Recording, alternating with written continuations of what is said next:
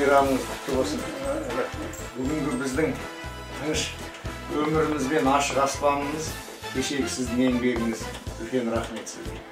Ішкі істер министрі арнайы хат жіберіп отыр, маған тапсырды.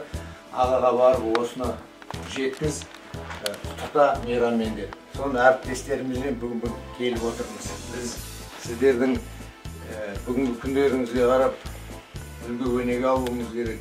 Еңбегіңізге рахмет. Өте қуаныштымын, аман болыңыз.